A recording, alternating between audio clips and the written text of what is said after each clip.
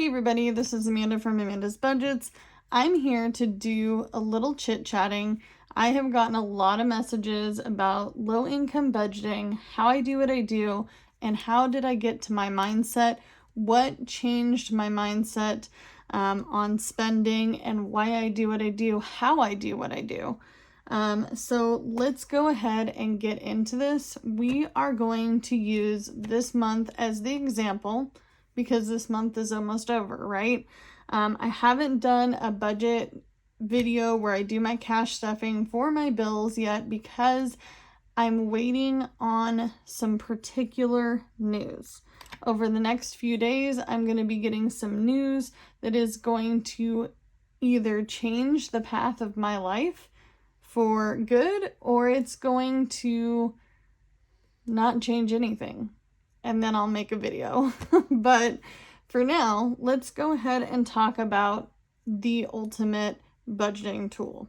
The ultimate budgeting tool for me is this calendar. Every single month, you guys, you need to write down a bare bones budget. These are the things that I have to pay in order to survive. So I have rent, car payment, car insurance, phone insurance, my credit card payments. All those things need to be paid regardless. So what I do is I break it down by calendar weeks. I get paid daily. Technically, I get paid daily. I can cash out daily. I'm a gig worker. Most gig apps will let you cash out 1 or more times a day. So I break mine down by the week that I am getting paid. Or the week that ends. So in a 7-day period between the 1st and the 7th, I had my rent due. I also had my utilities due. Between the 8th and the 14th, I had my insurance, my phone, and 1 credit card due. This was payday between the 14th and the 21st, which I need to highlight that really quick. I had to pay my credit card number 2, 3, and 4. So that is how I break it down. If you get paid bi-weekly, you need to be doing the same thing. If you're struggling and you're like, oh my gosh, I got paid all this money, but I'm not able to figure out what I spent my money on. I do have budgeting sheets in my Etsy shop. One is the budget breakdown sheet. You can do this for any budget at any time. You can do it for monthly pay, bi-weekly pay, weekly pay. You can break it down by however your spouse gets paid. Maybe they have a different budgeting sheet from you because they're 2 different paychecks. I don't know how you want to do it. You get to choose, okay?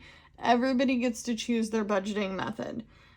If you're finding that, well, I got paid $2,000 this check here, and I'm getting paid another $2,000 on the 31st, but my bills are only $2,888, and I have $4,000 in income, and I don't know what I did with it. The answer is you need to break down everything that you're spending. You need to go to your bank account. You need to write down all of your transactions for the last 30 days.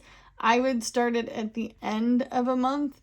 So when this month ends, if you're just starting, you're going to go over every expense between the 31st, the end of the day, or the end of the month, to the 1st. So vice versa, whatever, however you want to look at it. So I would be looking at it going backwards if it was me. Okay, well, what did I spend money on the 30th that I didn't need? Did I need to spend $100 on eating out for dinner? Is that in my budget? I recently told a subscriber I don't eat fast food. I don't eat out. I don't dine out. The reason I don't do those things right now is because I'm on a top ramen budget. I know that I am going to be struggling to pay for that meal. If I went out to eat dinner tonight, it's going to cost me more money than I have, just because I didn't want to cook at home. The key is learning skills to cope where you can't spend money. So I've worked in restaurants off and on, fast food, regular restaurant, sit-down restaurant, fancy restaurant, convention centers. I've been working those types of jobs for a many of years. I legitimately, that was gonna bug me. I legitimately learned how to cook. There are tons of YouTube videos out there. There are tons of ways to start things off. You can use a crock pot. I use a crock pot on a regular basis. It's one of our biggest tools in the kitchen. That way, the meal is ready when we get home. We're done for the day. We just want to eat, sit down, grab a plate, grab a bowl, boom, it's done. I've been doing that for years. I also cook a lot of complete homemade meals. You don't have to do that. You don't have to make your own bread. You don't have to go ahead and make your own potato salad. You don't have to, really get that deep into it.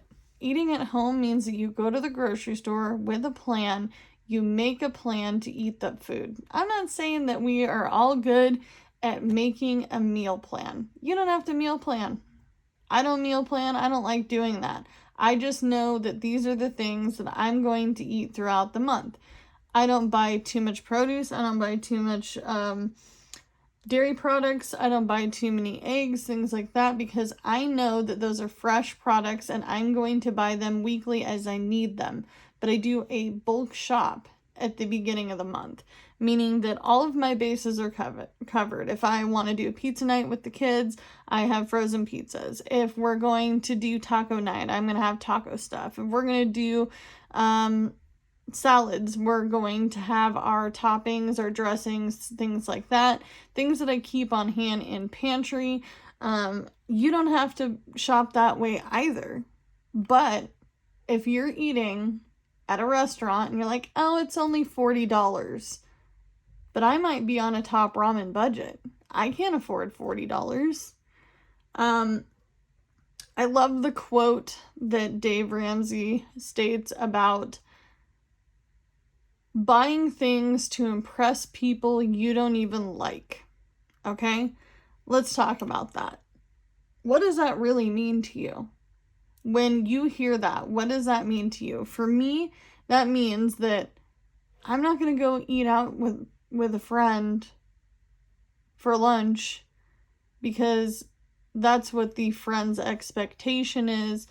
Yeah, if you buy half the lunch, well, we can go Dutch. That happens a lot for me and my friends. Well, I know I can't go afford to eat out for $20.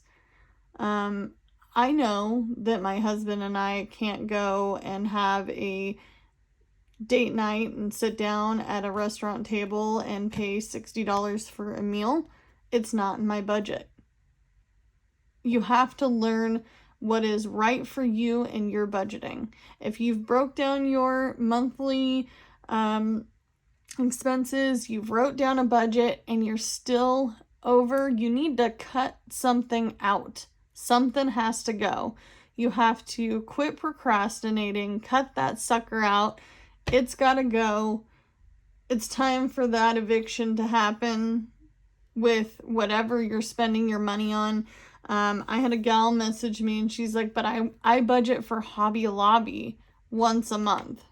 Well, that's cool, but are you getting joy from Hobby Lobby? And she's like, well, no. But it's just something I do because I go with a friend. Okay? And I asked her about this previous, and she was like, you know what, Amanda, it doesn't make sense for me to do that anymore. And I don't think I'm going to do it. Don't be peer pressured to spend your money. You tell your money where it needs to go. You choose.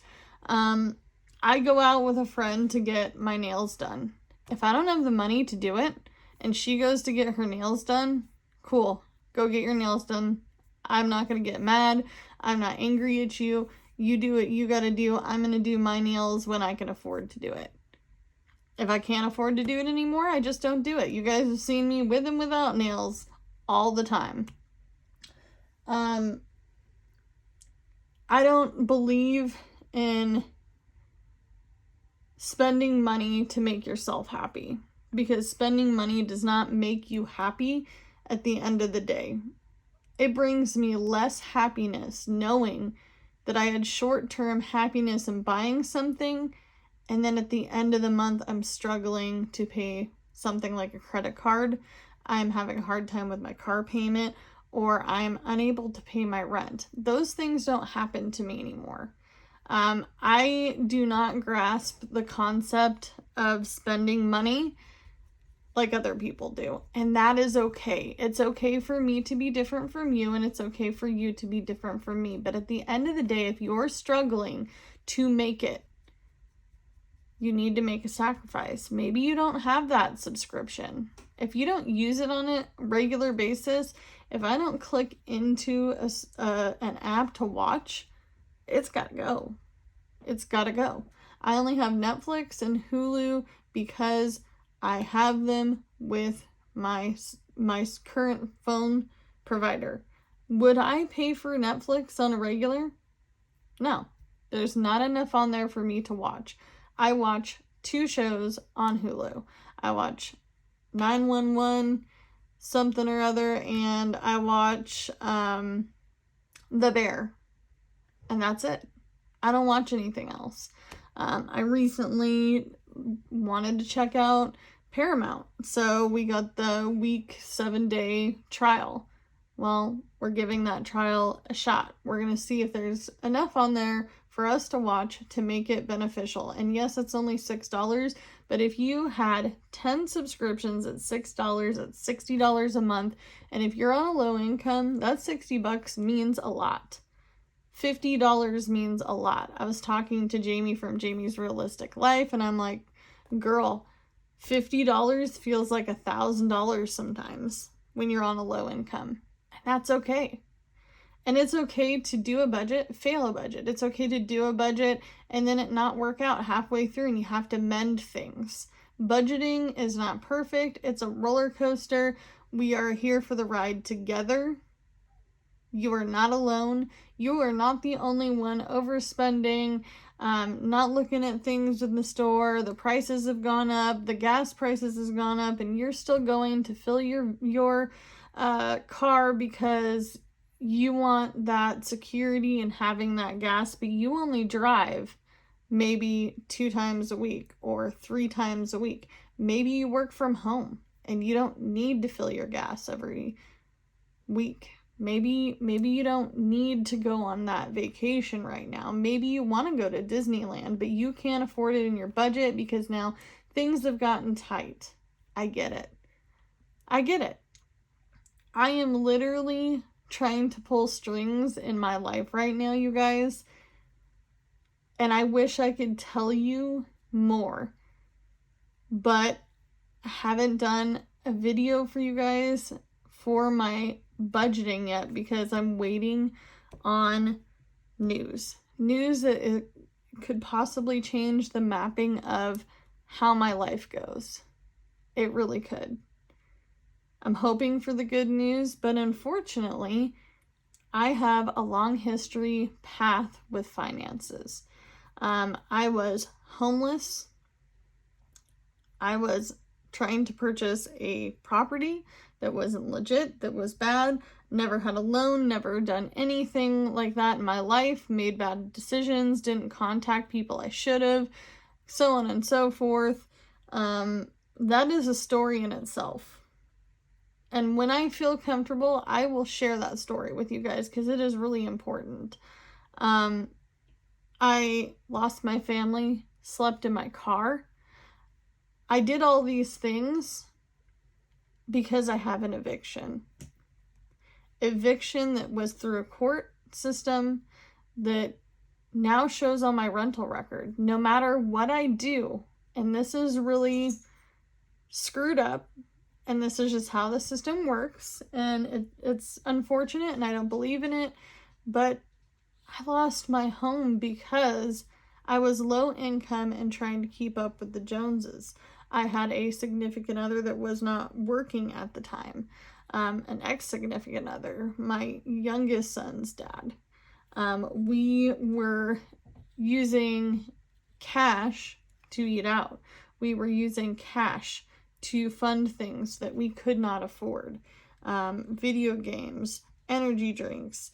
There were times where we would go buy things for our kids when we didn't have the money to do it because we felt bad, pressured by the system, pressured by keeping up with other friends, other people that we saw, families that were able to go to Target or Walmart and buy that Lego set for $50.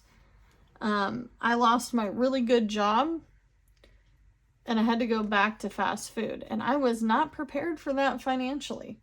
I was not prepared for that financially at all whatsoever. Still wanted to keep up with how my life was going when I had a really good paying job.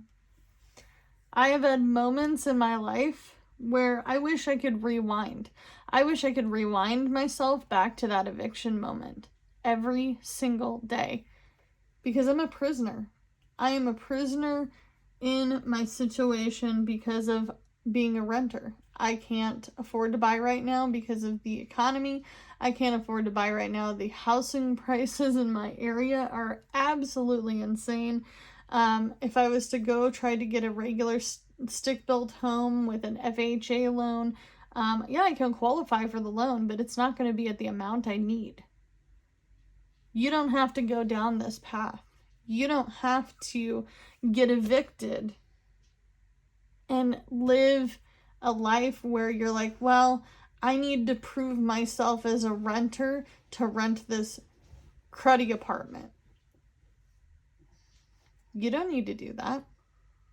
You can change the mapping of your budgeting today.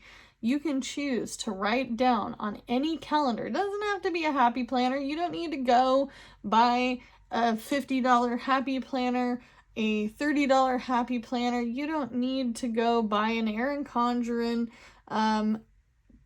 calendar planner.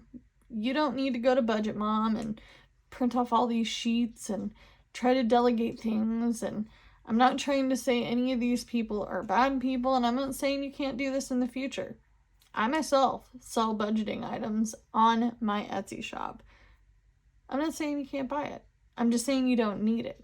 If you're trying this out, this is your first time, this is your first rodeo, you need to map out what your month looks like.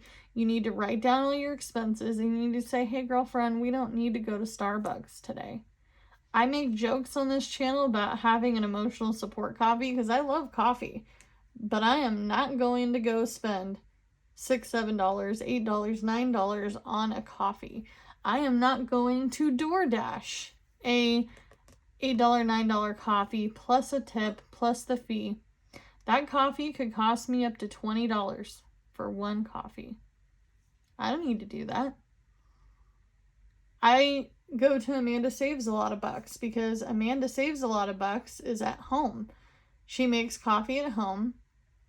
She has her little syrups, her creamer, her milk. If I want half and half, I will add it into my grocery budget. If I can't, then I don't.